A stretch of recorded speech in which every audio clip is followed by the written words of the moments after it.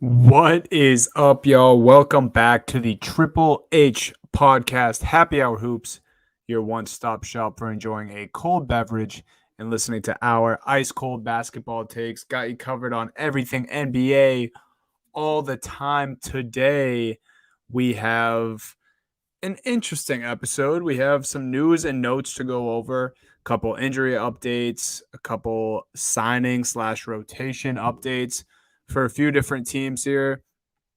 We're going to be talking about mine and Jake's power rankings that an article will be debuting tomorrow, and we talk about some of our top teams that will be on that power rankings list.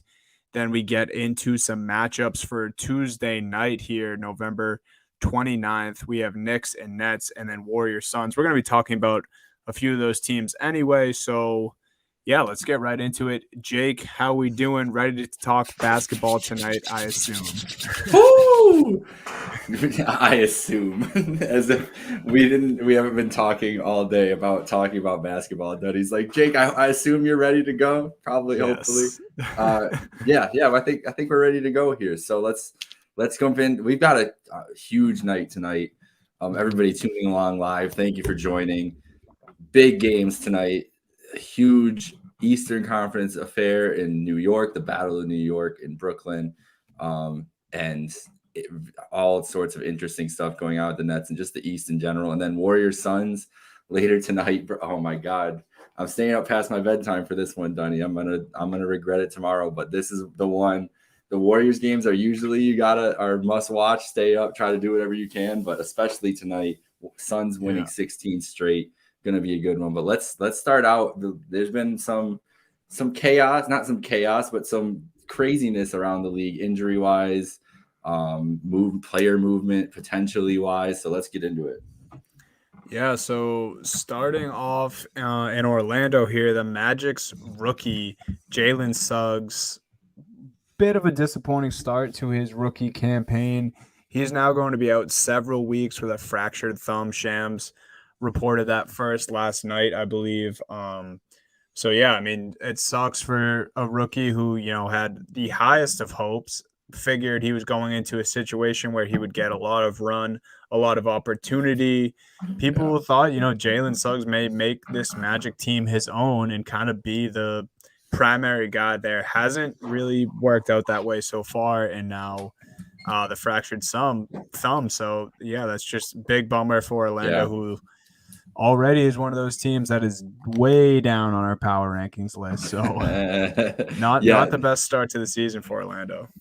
That's not a spoiler. I think you all, if you want following the NBA or you just want to go look at the standings, Orlando's not going to be high on anybody's power rankings list right now. Right. But yeah, tough for Suggs to go out. More opportunity for Cole Anthony though. Cole Anthony's been playing really well. So it's interesting to see what he does with, kind of the full load offensively and see what they can kind of do going from there. Let's get into some more news and notes here, more injury news, starting off the podcast with the big injuries around the league, because this is a huge one. Michael Porter Jr. out for the season, out indefinitely, I think is what we saw from the report yesterday.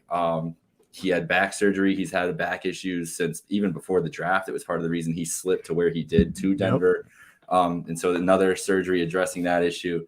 Not something you want to see from shout out our boy Meerkat. I'm sure this was not great news for him seeing it today, and all Nuggets fans. No one wants to see that from a guy who has just signed a huge extension. They obviously thought he was going to be a huge part of this team's playoff run without Jamal Murray. So prayers up to Michael Porter Jr. Hopefully that's as speedy of a recovery as it possibly can, and he's back on the court next season.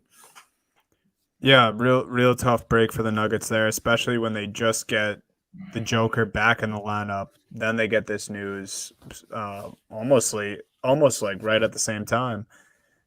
But yeah, so tough. And yeah, I was going to mention exactly what you said. This was a deal with MPJ before he was even league bound. I mean, like you said, he dropped in the draft because of this, and a back, especially for, an athlete who plays a contact sport, is really nothing to mess with. Back injuries have for sure hobbled some of the greats. I mean, dating way back to guys like Kareem Abdul-Jabbar, Larry Bird. I mean, those guys struggled with back problems their whole career. Yeah. Those guys actually were able to play lengthy careers with the back issue, so they're kind of an exception, but usually not a great injury for a basketball player. So, we wish him the best. Hopefully he comes back soon. And the Nuggets, I'm sure, are thinking the same thing, because what you just mentioned, they did invest a lot of money into MPJ to be the third star on this team. And I don't have it here in the notes, but it's something we will touch on when we get to the Nets. Joe Harris also out several weeks as well for the Nets. But like I said, we will get to that. And then this is a rotational thing, not an injury, but, might as well be. It sounds like Kemba Walker is finding him on the outside of the Knicks rotation. Coach Tom Thibodeau of the Knicks said that Alex Burks will take his minutes there. Kemba has not been playing well, to put it lightly, and Tibbs isn't messing around. He's not a coach who does. He doesn't beat around the bush. He doesn't favor guys because they're a good teammate. Because Kemba's obviously beloved usually wherever he goes, but I mean, if you're not playing right on a Coach Tibbs team, you're going to see yourself out of the rotation, and that's what we have here with Kemba Walker. Kind of shocking. Yeah, I mean, especially with how much excitement New York fans, everybody was just excited to see Kemba back in MSG, but Tibbs loves his defensive guys, and we knew that Kemba was going to be limited defensively. Liability. I think that has he really is. And that's I mean, if he's not a plus defender, he's got to be an outstanding scorer, and he just is not that, has not been that all year, is not that anymore in that role. And there's a lot of good guards that can get some burn on the Knicks. I mean, Quickly is only getting 19 minutes a game right now. You should see that number skyrocket along with Burks' numbers filling in behind there. But I think Quickly is going to be the biggest beneficiary of this by the year's end. He's the best full guard they have. What about the potential of John Wall to New York? I saw that the Rockets are looking to get him back involved on the court and everything. And saw some rumblings today of a Kemba John Wall swap of some sorts. I don't know how the salaries work out. John Wall's obviously making a ton more money. I think that the Knicks have some cap space, but I don't know if they'd want to take that on right now or not. So just quick thoughts on how you think that fit would be. I mean, just looking from the outside in, contract and all that stuff aside, which is hard to put aside, but I mean, I think if you ask me, that's almost like a perfect fit for New York and for John Wall. I mean, Wall has kind of expressed that I think he wants to play, just obviously not an ideal situation in Houston. Really hard to tell what's going on there, other than just everything we hear from the team. Of course, I'm sure there's other things that we don't know what's going on, but John Wall, look, not what he used to be, obviously. I don't think anyone thinks that. But, I mean, this is a dude who's been a tough player since he entered the league. Since this guy was dugging before games in the old school looking Wizards uniforms. And, yeah, I mean, he's just been a tough player his entire career. I'm sure he would thrive under a coach like Tibbs. He kind of has that New York basketball attitude to him already. And he can be a much better defender than Kemba Walker is giving them now. I mean, size is one thing, but he's also, a defender or a player who's been a good defender throughout his career. He gets out in passing lanes. He can get steals. Yeah. And I still think he has something left in the tank offensively, and he's a pretty good playmaker. So they don't really need the scoring burst that Kemba could give them, but he gives up the defense, like we mentioned. So they really don't want a player like that. I could see John Wall in New York. It just makes sense. I could see him in a Knicks jersey. I think that would feel right. It does feel right. I'm interested to see if something like that can develop, because I think he'd have a huge impact, I think, on it, especially defensively. He still can play some of the best on-ball defense in the league, I think, from the point guard position with his speed and athleticism and size at the position. So it'd be fun. Last news and notes thing we have here, Boogie Cousins. He's back. He's in Milwaukee. Yes. Boogie's just an official ring chaser now, isn't he? He's been on the Lakers, he's been on the Clippers, he's been on the Warriors, and now he's on the Bucks. I mean, talk about the last 3 years of title favorites, those are probably the top 4 but the highest odds the whole time around. It's going to the Do you Nets think soon. Nets are next? Nets are next. Yeah. I think that's up next. Is this anything? Do you think he's going to get a bunch of playing time? Do you think it's just a good faith move by Milwaukee, try to get a vet on the roster and keep it rolling? I feel like it's more beneficial to Boogie than it is for Milwaukee. Yeah, I think that as well. It's also, I think when it was first reported by Shams, he used the term non-guaranteed deal. So I Yeah, don't really know that. It sounds like, they just kind of give him a go. And if they want to get rid of him, they can, and just do that at their own discretion. But I think, and this is something we talked about before we hopped on here, but I think this falls into the Brook Lopez injury because they haven't had him since the season opener. Um, Coach Bud has been really hush about the Lopez injury. Lopez himself has said that he is nearing a comeback soon, but then gives no timetable to what soon is. So yeah, I mean, this might be a precautionary move. Maybe Lopez is out longer than people think, and they need, a big to fill in on this roster. And Boogie hasn't been great when we've seen him recently, but he also yeah, hasn't been bad. And it's clear that, I mean, this is a guy who it doesn't really matter if he loses a step or loses some of his athleticism. I mean, we saw from when Boogie came into the league that he is one of the more talented bigs that you will see on the yeah, hardwood. I mean, he's a legit 7-footer. He can shoot from the outside. I mean, he has good fundamentals. He can block shots. And, talk about a guy like John Wall with toughness. Boogie Cousins has brought that since his rookie year as well. So, probably not going to be much as far as moving the needle for the Milwaukee Bucks, but he could be a usable piece, especially if we see Lopez out for a long time here. yeah. I agree. I think that hopefully Brook Lopez comes back, is healthy and is effective. But that'll be, if he isn't, we'll maximize the role. And we'll see what Boogie's got left. I'm sure he's still got a little something left in the tank to give us all.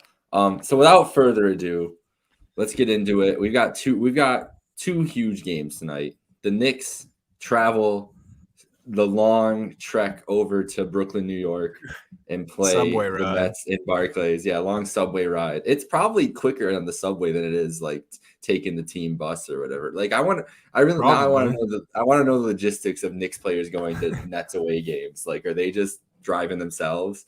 Probably they're just like, you know what, guys, we don't need to get together. Just meet us at, like, who knows. Everyone brings their own car.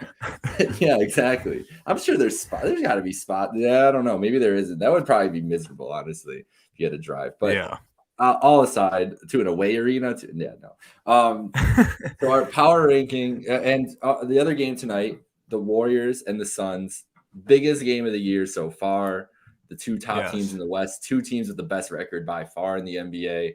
Warriors sitting at 18-2, sitting pretty there atop the league, and right one game behind them are the Suns, who are riding a 16-game winning streak. They started the season 1-3 and have not lost since. So we figured this is perfect timing. We were already working on our initial power rankings, December power rankings coming out tomorrow, and our top 3 teams are the Warriors, Suns, and Nets. Obviously, they've been the 3 best teams in the league. The Nets have been up there. That was no surprise that they'd be up there, but the Warriors, especially at the top of the league. I mean, I think we thought they were going to be good, but to look like this right now, no one thought. So those are the teams, and we figured this would be a good spot. I mean, it's a perfect night, perfect storm. Talk about the top of the league and see where we're at with these teams. So these teams are at the top of our rankings, and we'll get into them in a minute. But Dunny, behind them, we're not going to give away who's right behind them. We've got to leave some ambiguity here with our power rankings. But knowing that these, I think me and you were, for full disclosure on how we did these, it's you and I put it together, and it's the average of it. But our top 3 was the same right across the board. We had full faith that these 3 teams are the top teams in the league. So knowing that, before we get into these teams specifically and the big matchups tonight, what are some of the teams that you trust the most right behind them? So if you could pick these 3 teams or the field, and whatever else, who would be the teams that you were kind of hoping pulled it out for you from the field? Ooh. I mean, hoping and who I think has a chance could be different because I'm hoping it would be my Boston Celtics as one of those teams. Fair, But fair. I mean, as far as like what we've seen so far, and I think there's some recency bias, but also like teams that just have a good roster right now, and then have some proven history semi recently, some new look teams. But I think off rip, and especially in the Eastern Conference, you have teams like Miami and Chicago, who a lot of new faces on those Yeah. rosters, but have really made a splash this in this young season, and both have been a little banged up and still kind of being able to get it done is impressive. Especially, I don't think we see new faces, especially like stars, come into new teams work out as well as the Miami Heat and Chicago Bulls have so far. Chicago a little different than Miami because Lowry really the only big new face going to Miami, but in Chicago, I mean, you had DeRozan, Vooch at the end of last year, and then obviously Lonzo Ball as well, and those two teams have really impressed me so far. Both the bench is what scares me. But, we're at a point in the season where it hasn't really mattered too much. Obviously, that's something that matters a lot more in playoffs when you have your rotation down and you can pick out the guys from your bench who will be able to help in big moments. Very true. And then, you know, Utah, we know how we feel about Utah. We kind of have to wait to the playoffs to get a real grasp We're because not I feel giving like they we're not do. giving Utah anything. Nothing. And then you gotta go with the former champs, not in our top three here, but the Milwaukee Bucks. You gotta give some respect to them as well. So I want you to only pick one of those teams. Then who would you pick out of those four? Because I think that's like I think the team, honestly, Chicago is probably the team that people are still like iffy on because no one expected them to be as good as they were early on. There was a lot of hype around Miami, and I didn't buy into the Miami hype, but I was dead wrong about it. They're an incredible team. I'd be terrified if I was any of these teams playing in Miami in a 7-game series. And then Utah, I don't want to talk about Utah. So we know that they're good. Let's see like you said, let's see what's happening. But which one of these teams, or is it another team that you didn't mention that you think would have the best chance? I think it's Milwaukee. I think it just has to be the Bucks for me. Not the greatest start so far, but I mean, literally defending champs, right? Giannis. Yeah. They have, majority of the returning crew. They start. I mean, I feel like so many of these teams we're going to talk about tonight, and so many teams in general have just been banged up to start this season. They've been excellent when they have Drew Holiday, Giannis, and Middleton all playing at the same time, all in the same lineup. So, I mean, they have that big three, and they're pretty much unstoppable when those three guys are playing and playing at a high level. And then, I mean, we just talked about it. They don't even have their starting center, who was a big part of that championship run last year. Hasn't played since the home opener. Maybe they get some good run from Boogie Cousins, probably not. But, I mean, when Brook comes back, hopefully soon, then they have their full rotation back. They added some shooting. I think it's got to be Milwaukee for me. You can't really go against Giannis. Yeah, it's hard to, and they haven't been healthy, like you said, right? Like, so we don't even like this team could missed be a handful of games. This team could be totally healthy record, like a 16-4, 15-5, and we'd be talking about them instead of all these teams or any. I think they belong. I think you're right. I think among the three, especially Milwaukee deserves honestly to be in that group, but we need to see it on the court this year. Like we know what they're capable of, know that they've had injuries, all that stuff. It still needs just once it's on the court consistently healthy, they're looking good, go on a little run, then they can get bumped back in there. But until then, I think this is where they are. But yeah, I think Milwaukee is a good choice. I'm very interested in how Chicago is going to look in some of these big games. As they've been figuring it out. Vucevic was awesome last night, had like 30 points against Charlotte. They were just they just torched the Hornets. Not that the Hornets are a great defensive team, but Good team though. when they are a good team and when the Bulls are clicking offensively, like they just have so many ways to attack you that I think it's going to cause a lot of problems in the playoffs for some of these teams. But these are also, you talk about Miami, Milwaukee, great defensive teams. The Nets, not so much, but the Nets can score with anybody. All three of those teams, Milwaukee, Miami, and Chicago, are going to give the Nets a big problem if they run into them in the playoff series. I think that's the biggest thing. The Nets are definitely the most vulnerable. Let's get into it. Let's get into the Nets here. We've got Knicks at Nets tonight, tomorrow, if you're listening to the podcast version. The Nets sit at third in our power rankings. The Knicks somewhere down there. They're still pretty high up on these rankings, though. Going into tonight's matchup, Nets are 6.5-point favorites, over under 216, tip off at 7:30 on TNT. But we're really going to focus on the Nets here to start. I mean, Donnie, they've looked good to start the season. They've got a good record to start the year. They've been rolling a little bit more as of lately. Honestly, their offense hasn't been or wasn't like last year. When they were healthy, and especially with Harden and Durant were on the court together, offense was just on top of everything. This year, they're only 9th in points.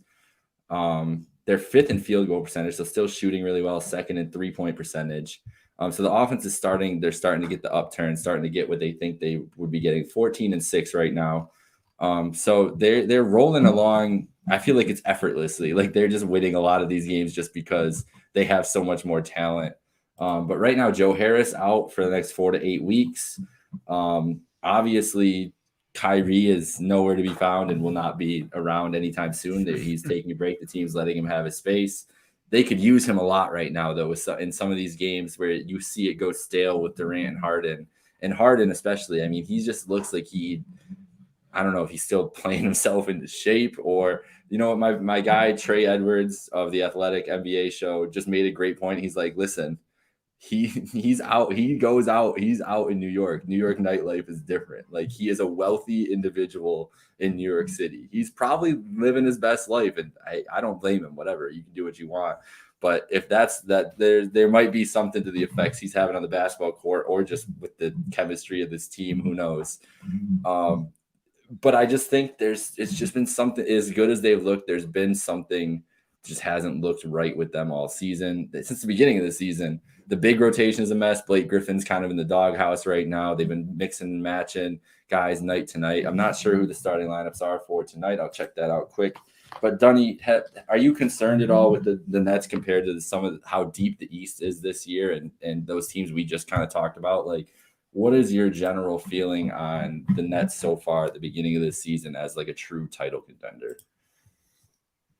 Yeah, so I mean, I feel like the only reason or at least me personally, have the Nets in this, top 3 conversation and kind of above everyone else, especially if you compare them to the Bucks, it's really just because they're getting it done and they're at the top of the Eastern Conference right now. Like they have the 1 seed, they have it, by quite a few games for relative to how young the season is right now.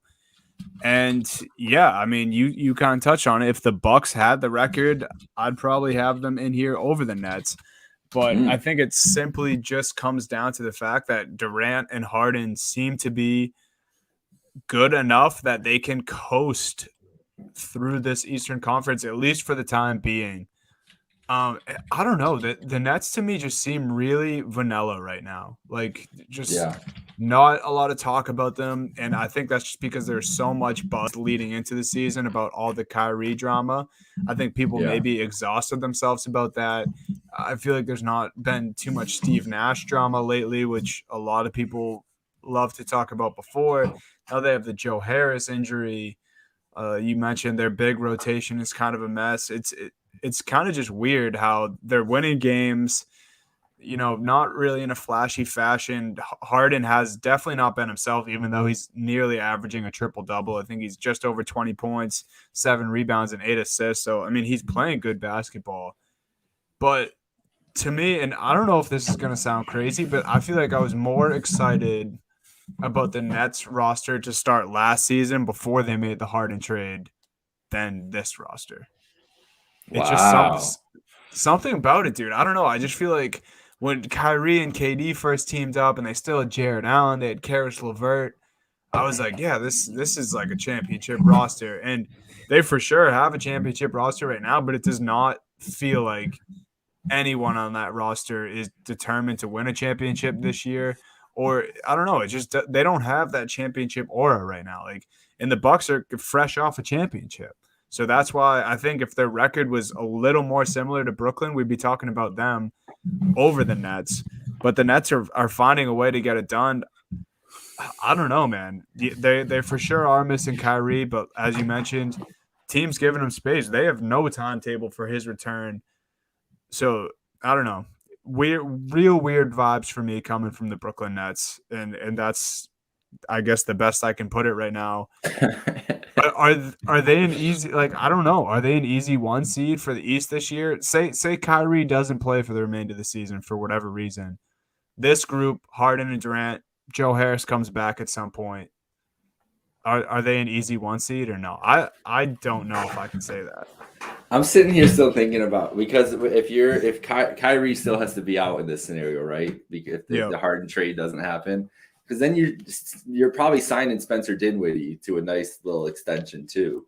So Dinwiddie, a healthy LeVert, and I mean the way Jared Allen's been playing alongside Durant and Joe Harris, that's probably the best starting lineup in the league outside of Golden State and Phoenix, maybe like that. I mean, the two teams that we're about to talk about in a second. And I think right now it's probably still the same way, but I do like what you're saying with there's a lot more balance with that lineup. I think the biggest thing is Harden's been so disappointing. I mean, the stats are kind of there coming back to normal, but he doesn't have the impact on the game. He definitely has lost a step, if that's either him being out of shape or just the fact that he's an older guard at this point, but he doesn't have that same burst to the rim. Maybe it's still the foul calls that are affecting him, and he's not being as aggressive as he used to be, and just he's got to figure out his way. But he just doesn't look comfortable. I mean, they're still both averaging over 20 points a game. Durant looks incredible. Durant's probably, I don't know, second or third in MVP behind Curry, who's probably the head and shoulders favorite at the moment. And but Durant's been playing incredible. I think I saw a stat from Bleacher Report or a graphic the other day that coming into this game or going into last night's or Sunday night's game, whenever they were both at 19 games, or maybe Durant is only played 19 games so far, but through 19 games, Durant and Curry both have the exact same average and same amount of points. Like obviously the same amount of points, they have the same average. They have the exact same point total. We've been talking about how great Curry's been this year, and you hear it about Durant, but I feel like with Durant, the thing that happens with Durant is he's so damn good that people just stop paying attention for a while. It happened in OKC all the time. It obviously happened a little bit last year too. Yeah. It's just effortless. And so this team is not going to get the benefit of the doubt ever, being the way that they've been covered this year and just covered the last 2 years and everything that's happened with Harden and Kyrie and everything, which is, again, that's nothing against Durant or anything else. It's just the situation that they're in. I still think the Bucks are the favorite. Your original question, is this the for sure 1 seed? I think the Bucks are still the favorite. And honestly, I'm taking a full 180 on Miami because I really think Miami is going to give a healthy Miami. Like Jimmy Butler needs to be healthy. Bam needs to be healthy. Lowry needs to be healthy. And honestly, Hero and Robinson need to be healthy. Like they can't be missing anybody. Fully healthy Heat squad matches up against the fully healthy Nets squad. I think the Nets are going to have a tough time the entire game. So I just don't. I don't know. The East is loaded, man. And let's get into this other team because the Knicks are right there. They're in the mix. They're seventh in the East, I think, going into tonight. But just a gaggle of teams right there. I mean, you've got them surrounded with your Celtics there are right around there. They've got the Sixers at 10-10 and who've been missing Embiid to COVID and all sorts of chaos there. Obviously, Charlotte's at 13-10, the Wizards 13-8. So they're in this kind of, I guess it's like the 11 seed through the 5 seed or 6 seed, where everybody's within like a game of each other right now. And the Knicks are in that. I want to give you the biggest stat that I found today doing this research, though, and it's pretty simple. Julius Randle, year one with the Knicks, 2019, 19 points per game. Last year, Knicks 4 seed, best season they've had in a while. Randall 24.5 points per game. He was a superstar, obviously MVP candidate, All NBA, all that stuff. This year, 19.2 points per game. I think that that's the biggest thing is Randall is just not playing. Like, this is what we talked about last year. Like, can Randall do it again for another year? It's not a contract year, and the teams are going to know how his scoring and everything. Is he going to be able to have that impact? So far this year, he hasn't. So what else is there that the Knicks can do, like, with this roster right now? Or is it really just Randall needs to get back to his form? Yeah, it needs to be one of Randall, RJ Barrett, which we've yet to see in his career. Obviously, Randall has done it. But RJ, I mean, I feel like we forget that RJ Barrett was one of those guys coming in with Zion Williamson that both of them were going to, make this huge impact on the league. And I think Barrett is a very good player, and he's having one of his best seasons this year. But, I mean, I don't think he's lived up to his draft type still. I mean, it's been a couple years now, and he's just average. At least that's what it looks like, and that's where you have in your notes here about the Knicks. I think if one of these guys doesn't stand out, and it's probably going to have to be Randall or Barrett, we thought maybe Kemba Walker, and I think Knicks fans thought that Kemba Walker was going to give them a lot more than he did already, and now he's going to be giving them nothing for the foreseeable future. He's out of the rotation. And you have a guy like Evan Fournier, who is a certified bucket. Like, I'll give it to him. He's a great scorer. But outside of that, he doesn't really bring much to the table. And then maybe, but this is probably a few years down the road, quickly has this breakout. But I don't know. I think quickly is the key to this team this year, I think. Because he's currently he hasn't started any games yet this year. He's at 19 minutes a game, but he's shooting 40% from the field. He's shooting he's 91% at the line. So you think with more opportunities on the court, he'll get to the line more. I mean, that's great. He does a little bit of everything. He gets some rebounds, gets some assists, but he only is playing 19 minutes. Burks is at 22, Kemba's at 24, Derrick Rose at 22. All with more minutes than him, and even Evan Fournier, you want to throw another guard wing in there at 28 minutes. That's a lot of people just getting time ahead of him. But I think that he should start digging into Rose's minutes, at least a little bit.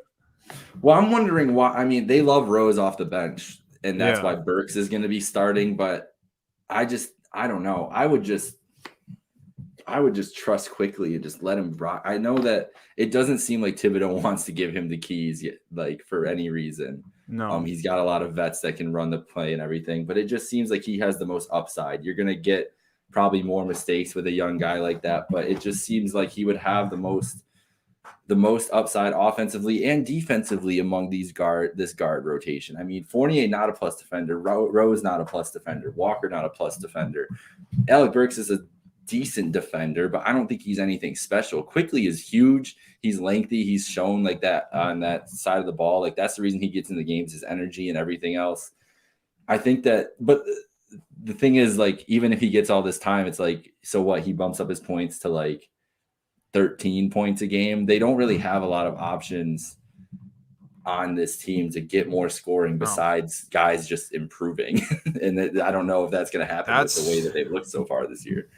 Yeah, and I honestly feel like it's fair to say that I think people were too hyped about the starting lineup that they were going to have this year. I think many people, especially, I got to see a certain side of this because, look, I liked having Kemba Walker and Evan Fournier on the Celtics. I would have loved if Fournier stayed for a more team-friendly deal, but he wanted to go get the bag, and he got it. But I think Knicks fans and even just, basketball media and basketball fans in general were really hyped up about the starting lineup, partially due to the year that Randall had last year. But as you mentioned, he's significantly underperforming from last season. Mm-hmm. And then no one else has stepped up. The guy who was supposed to be their star starting point guard is now out of the rotation. Mm-hmm. And what are you left with? A mediocre team in the East right now. And I'm not saying that they're going to be this all season long, but they also were kind of in the middle of the East slightly above mediocre last year, and that's because they had that emergence of Julius Randle. But if that's not happening, I mean, yeah, they could be a tough series for teams in the playoffs. They for sure could still easily be a playoff team, but I don't think they're scratching the surface at the top of the East anytime soon. No, I don't think so either. Especially the East is deep. I would say the East is good, not great. There's no elite team in the East. The Nets have the potential to be an elite team. The Bucks, I think, are the closest thing to it, and they've been a dominant regular season team in the past, but they just haven't shown it this year. I think the Bucks and Nets are those two, but really, like, Chicago, Miami, Washington, Charlotte, Knicks, Sixers. I'm assuming the Cavs will end up falling off, but they're in there right now. The Hawks and Celtics are all within 2 games of each other right now. Yeah. And you can even throw the Bulls in there too for 2.5. I think it's going to be those 9 teams, and one of those teams is not going to make the play-in, and that's going to be the musical chairs. But I don't see a lot of separation between those teams. And even if there is, it's not the Knicks who are going to climb up ahead. It's going to be one of the Bulls or the Heat, or even the Wizards have looked great this year. I have no reason to believe that they're not going to be able to keep this pace up with the roster. We talked about how deep the Nets used to look. That's kind of what the Wizards look like now. Like Beal is the star, and then they have the Dinwiddie. They've got the Kuzma and KCP. Like, they have just solid players all around. Harrell off the bench. Gafford's been great for them. I mean, it's a log jam, and I don't think that the Knicks have the firepower to kind of swing above their weight this year with the way the Wizards playing, the way the Heat playing, the way the Hornets are playing. Sixers are going to get better. The Cavs are getting healthy again. The Celtics are starting to figure it out. Like, it's going to be a war towards the bottom of the playoff rankings in the East, and they're all good teams, but they're not great teams. And I don't think that the Knicks really have the potential for the great team. Let's talk about 2 great teams as our last thing here on our show tonight, because the best matchup of the season so far, we get 3 of these in the next couple weeks. The Golden State Warriors traveling to Talking Stick Resort Arena, isn't that? Or is it Gila River? I think it's Talking Stick Resort. I don't remember. It's some crazy ass arena name. That is whatever it is. It sounds horrible. Sure Talking Stick Resort Arena. Yep, that's what it is now. Now it is the Footprint Center. All right. That's better. I don't know what that means, but it's also better than what they're changing. What's it called, dude? Crypto.com Arena? Crypto.com Arena. That's true. Nothing can be worse than crypto. Yeah, it is Talking Stick Resort Arena, whatever. That's too many words. But yeah, Phoenix, Arizona, downtown, Warriors Suns tonight. Suns -3, over under 221.5 at 10 p.m. on TNT. So let's start with the Golden State Warriors. We've talked a lot about them the last week and the last couple weeks. They're 18-2 right now. They're still rolling from last week's podcast. Haven't lost. Still going. 8 straight wins. And we heard the news about Clay last week coming back around Christmas Day. Dunny, I'll just open the floor. Just talk about the Warriors and just what has impressed you most about this Warriors, I guess, renaissance this year. Yeah. Honestly, what's impressed me most is that out of nowhere, especially coming off the season they had last year, which there's new faces, and they bring a guy like Iggy back. They improve shooting, I think, a little bit, but it's really not entirely too different, like drastically different to the point where we should see something like this. It seems like the way Kerr is acting, Curry is like, being a little more outspoken and like getting into it with the refs a little bit recently on the court. Like they just completely have their swagger back. I think everything, even outside of play on the hardwood, like the way Kerr is talking, the way Draymond has, been outspoken on podcasts, it seems like they know how good they're playing this year.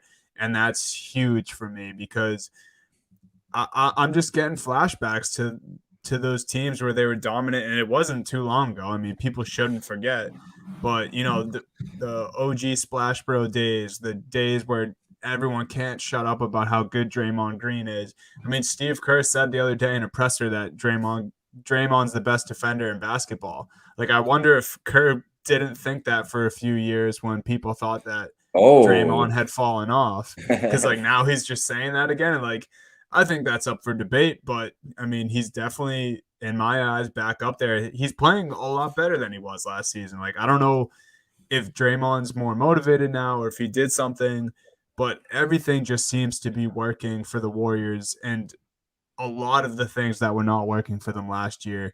Steph, it literally looks like he is just fooling around out there yeah. at times. Like this guy is literally dribbling up with his head down and just picks a spot and shoots. Like that's Steph Curry's game now. It's mind-boggling. They have Clay returning around Christmas time. What a Christmas gift during the season of giving to get a guy like Klay Thompson back on your team. Very true. Just really, really crazy that they're able to do this right now.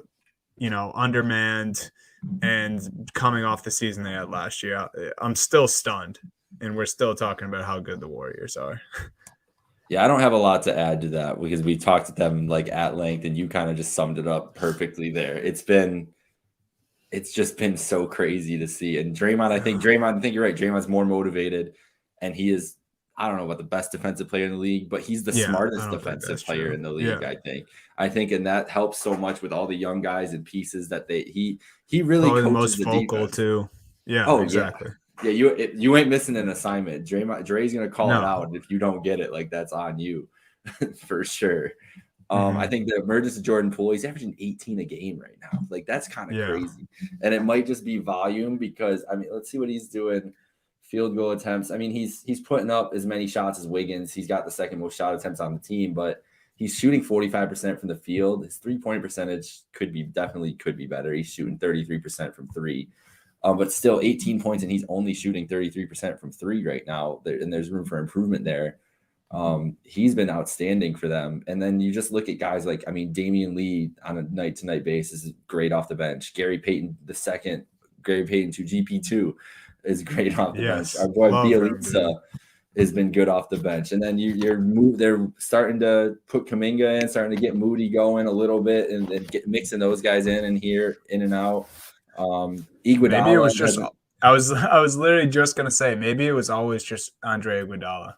The locker room definitely has to be a lot. Like he was so important to that. It's gotta just feel normal for all of those guys to be together, right? Like Clay's back around all the time and everything. They see him every day.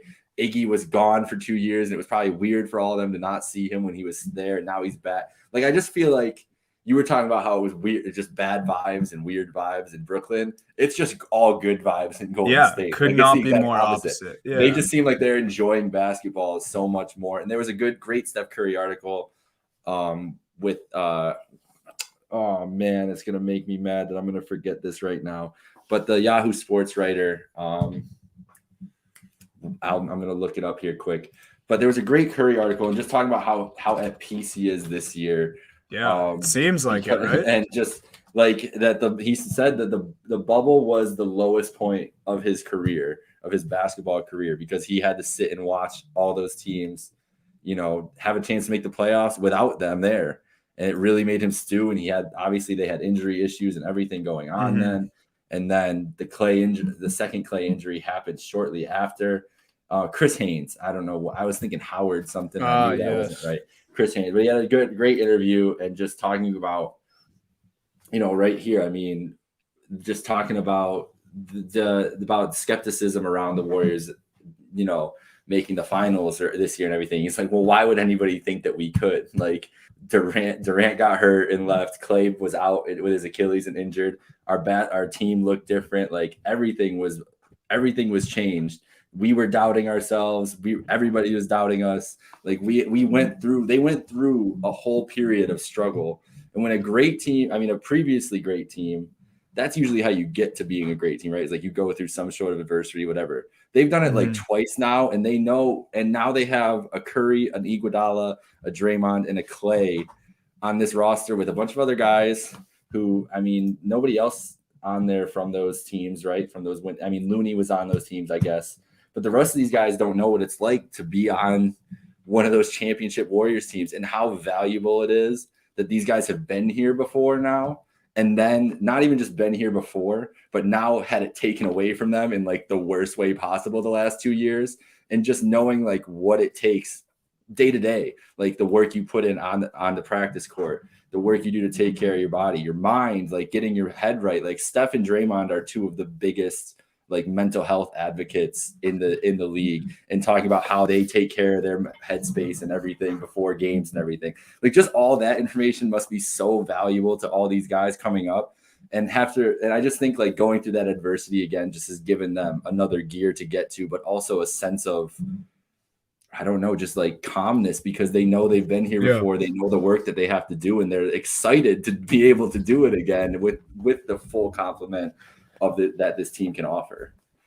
Yeah, I feel like you just illustrated that perfectly, because I was literally just about to say that it must be so easy for younger guys, or even just new faces. Maybe they're coming in from a different team. They don't even necessarily have to be new to the league. Like, it must be so easy to play with guys and, under guys like Steph Curry, Klay Thompson, Iggy especially. I mean, I feel like Iggy must just be the most calming veteran like presence in the NBA. Like, he's been on so many different teams. He's played in big moments for different teams. And had NBA different roles with every team. Right. Finals MVP, but also was like this immaculate, like crazy bounce, just walking highlight reel younger, like when he was younger in his career.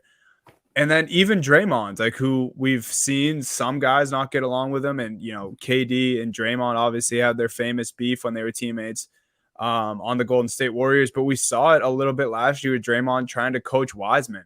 I mean, he would go up to him when Wiseman made a mistake and tell him what he can do better. And, he never really got on him too harshly, but just hard enough where we saw some, in-game improvement just from Draymond talking to Wiseman last year. You talked about how much of a vocal defender he is. I mean, you just talk about guys coming in to play with them. It's just the perfect situation. And I think that's a reflection of their record this year. I mean, 18-2 is bananas. And we talk about how they could not be, more opposite from the Brooklyn Nets. Like, they're seriously polar opposites. The only thing I will say is I'll give the Nets some credit, or at least, give them a benefit of the doubt that where it is so easy to play with guys like Steph and Klay in this Warriors atmosphere, it must be really tough for some of the new faces in Brooklyn, or maybe the younger guys in Brooklyn, just with the whole Kyrie situation. I mean, no one has any idea how that affects a locker room. Also, Harden isn't really one of the more outspoken guys. I don't think he's ever been known as a great leader. I don't think he's necessarily a bad one, but I don't think people look at Harden and they're like, oh, he's this great leader, playoff performer type player. So, obviously very different situations, but I think we do need to give them the benefit of the doubt there, that obviously very unique, tough situation for the Nets. But, Warriors cannot be more opposite. Seems like they just have everything clicking right now. For sure. So as we wrap up here, let's wrap up with the Suns. We talked about them. We've talked about this podcast. I think could have been a Suns podcast last year. We were so high on the Suns, and then they just made us proud, like proud parents looking down at them, making the finals, getting so close. And this year they're just rolling again, man. Like, they're really just rolling over what they did last year, building on it, and coming from being, a 4 seed in the West, a contender, but maybe not the favorite, to they've won 16 games in a row. They're a game behind this Golden State Warriors team that we're giving all this praise. The Warriors won 25 straight a couple years ago. The Nets, the Suns are looking, I mean, it's still 9 games away, but we haven't seen a streak like that since then. And so this is the air that they're in. So just what's been your impression on the Suns, and do you think that they can keep pace with the Warriors this year? I do think they can keep pace, and much of what we just talked about, the Warriors, like all of that, and especially because they returned guys from those championship teams like Iggy. They have Klay coming back. Draymond's back doing what Draymond does. I mean, the Suns legitimately have a solidified makings of a championship roster. Like, I feel like that's something that people talk about all the time, especially in basketball. Like, oh, do they have, this glue guy on their bench. Like that's one of the makings of a championship roster. An enforcer, a lockdown defender, the clear star, the clear number 1 and number 2. Like the Suns have legitimately all of that and more. Like they have depth, they have shooting. It's crazy. Like now I'm trying to think of the team that the Suns played the other night. Oh, it was the Knicks, and the Suns handled the Knicks the other night.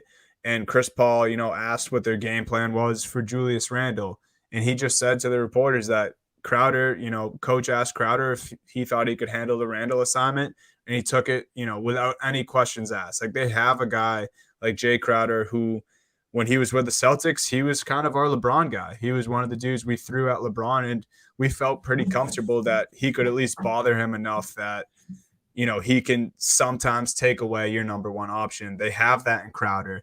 They have this young, explosive big in DeAndre Ayton who, they've been even better since he's returned to the lineup. And then, we don't really need an explanation for D-Book.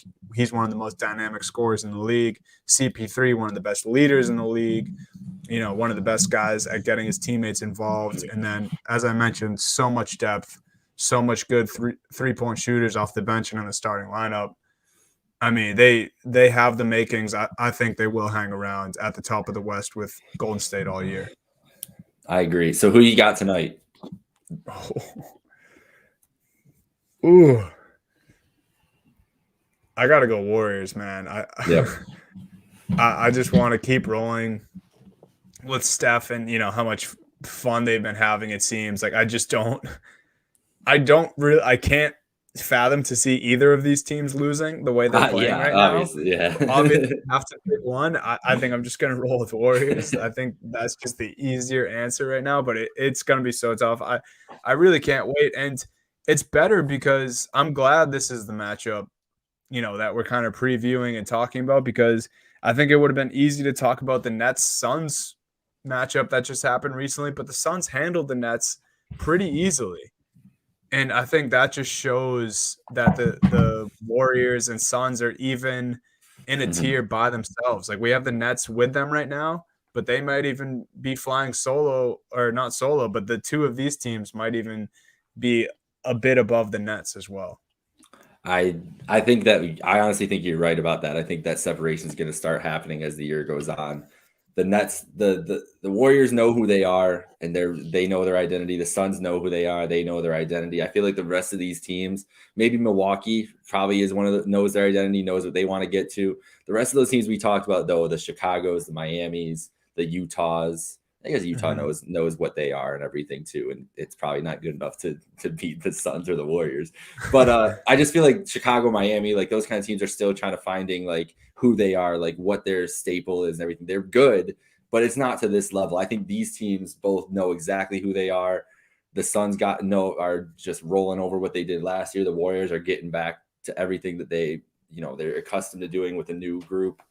I'm with you. They also, and I'm going with the Warriors again tonight too, but best part is they play again in a rematch on Friday night from Chase Center, so we can just be right then too. This podcast, we didn't say which game. We kept it ambiguous. So I think we might have lost Dunny here. He's frozen. I was free. No, you're not. Wow, dude, you were stone face. Oh my God. I was reading. I was getting ready to break some news here actually. Shit. So 36 minutes ago, Shams tweeted LeBron James has entered health and safety protocols, is out for tonight. So Tuesday night's game, if you're listening to this later in the week, against Sacramento. But then just 3 minutes ago and 2 minutes ago, Woj and Shams have updates. Lakers star LeBron James will be sidelined for at least 10 days, or unless he returns 2 negative test results in 24 hours moving forward. And then Woj followed that up from Shams with LeBron James, who the Lakers are listing in health and safety protocols, is expected to miss several games. Sources tell ESPN players with positive COVID cases must be out a minimum of 10 days. So wait, is it any positive COVID case? It's not like there's no difference between vaccination and unvaccination in the NBA. I don't know. Right. I don't know if there is, but he didn't specify that here. I'm almost positive that LeBron James is vaccinated. Me too. But so the reason when you said 10 days, because I think the NFL is 10 days for unvaccinated players. Right. That 10 days just rung in my head, and I was like, oh shit, is this like really breaking news? Like LeBron doesn't have a vaccine, and we're gonna have to go into that. But Yeah, I that'd think be that crazy. yeah, Especially everything he's going through lately. But I mean, Lakers, man, you can read about them in our power rankings that are it's coming out true. soon. But man, talk about some more problems for LeBron James and the Lakers here. He's already missed some time due to injury. Other players have been missing some serious time on the Lakers, and now could be out a minimum of 10 days. If he doesn't return those 2 negative tests in 24 hours moving forward. So just that is why I was making that stone cold frozen face. Dude, I really thought you were frozen. I was like, oh my god, that is crazy. Like, I'm glad I wasn't. was That's impressive. the first time that people thought I was frozen and I wasn't. So it was very impressive. I'm not gonna lie. I'm trying to see if we can get. This is mostly for me, I guess, clarity to see what it is if you get sick, but I'm not seeing anything on here. So stay tuned on that. I guess we'll find out in the coming minutes here. But interesting. LeBron James out for several days. A reeling Lakers team who just got him back too, and now he's gonna have to miss it again. It's kind of the year from hell for the Lakers. But we'll see what happens. LeBron, hopefully, most importantly, hopefully LeBron is well and healthy. We know that obviously COVID has been deadly, and even the best athletes have had serious effects. Embiid, I mean, talk about how much it took out of him, how much he thought that he was super sick, couldn't move really. season. Yeah. I know that there's a Bills player, Deion Dawkins, had COVID before the season and said that he's still talking about how he's having not up on his conditioning. So it's very serious. Hope LeBron's okay. Hopefully all is well. Wish for the best, and we'll see what happens in the next 10 days for the Lakers. A very crucial another stretch for the Lakers here to try to keep afloat in a competitive West. But that's all for tonight. We're going to wrap it up right there.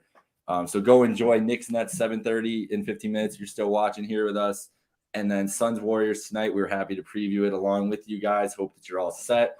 For Donovan Holden, this is Jake Micah. Follow us at Happy Hour Hoops 1. Subscribe to the Happy Hour Hoops podcast on Apple Podcasts, Spotify, and YouTube. Follow Trainwreck Sports for all your Trainwreck sports needs, Buffalo sports needs, football, basketball, everything. We've got it there. This week, Dunny might get kicked out of Trainwreck Sports depending on the results of the New England Patriots at Buffalo Bills game. Yes. So we'll see. I could have a new co-host next Tuesday night. They might just pull the plug on Dunny. He might get locked out of here. Wow. No, I don't think that's good. I wouldn't let that happen. We just bounce. We'd be gone. But anyways, enjoy the week of games. Enjoy tonight's games. Friday night too, Warriors Suns. If you're listening on Wednesday, in case you missed Tuesday nights, you can catch it again Friday, and it'll be at Chase Center. So it's probably I just love the atmosphere of Warriors games. So that'll be a fun one Friday too. Enjoy, follow us, have a good night. Hope you enjoyed the show. Stay hydrated, all that good stuff. Later, guys.